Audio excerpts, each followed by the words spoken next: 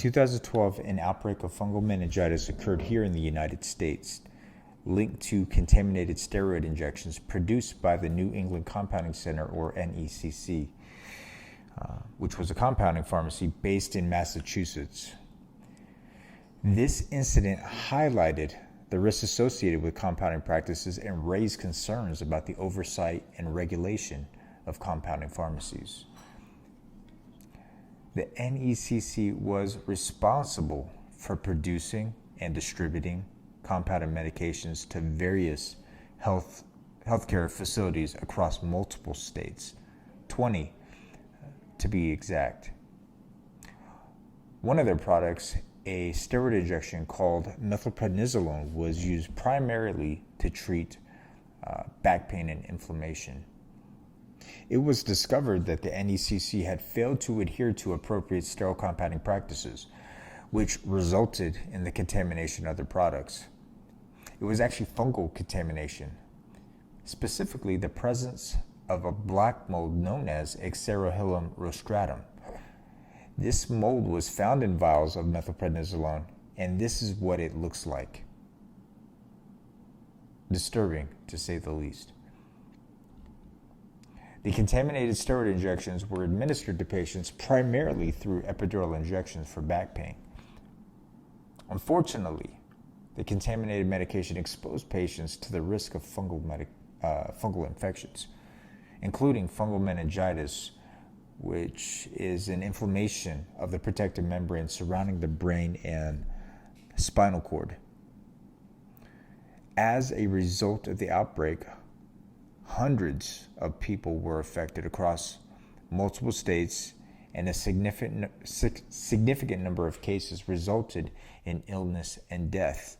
According to different sources, the death count is 64, and the survivors still living and suffering with injuries and disabilities is 753.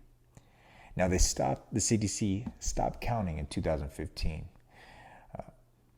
The symptoms of fungal meningitis included headache, fever, stiff neck, nausea, and sensitivity to light.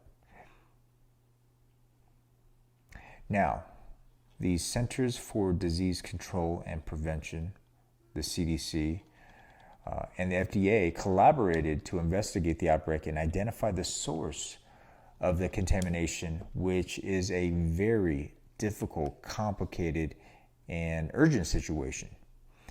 The NECC was eventually shut down, not soon enough, and a nationwide recall of their products was initiated. The incident brought attention to the need for stricter oversight and regulation of compounding pharmacies. It revealed the gaps in the existing regulatory framework and led to calls for enhanced monitoring and enforcement of safety standards in the compounding industry. In response to the outbreak, the FDA implemented new regulations and guidelines for compounding pharmacies, aiming to improve safety and quality of compounded medications. These measures include increased inspections, stricter manufacturing standards, and more clear distinctions between traditional compounding and drug manufacturing. To conclude, the 2012 meningitis outbreak caused by the NECC served as a wake-up call.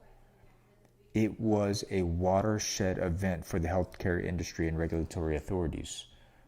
It highlighted the importance of ensuring the safety and integrity of compounded medications and reinforcing the need for effective oversight and regulation in this sector. So there you have it. If you would like to read more, there is a book called Kill Shot by Jason Deeren. I have it on my shelf. It was recommended to me by my mentor. It's a great book that actually puts the names and stories of the victims, the people, the perpetrators, the NECC staff and owners, executives and employees, and the regulatory people and doctors trying to find the cause of these deadly fungal infections. So check that out. I highly recommend it if you are so inclined. Until next time.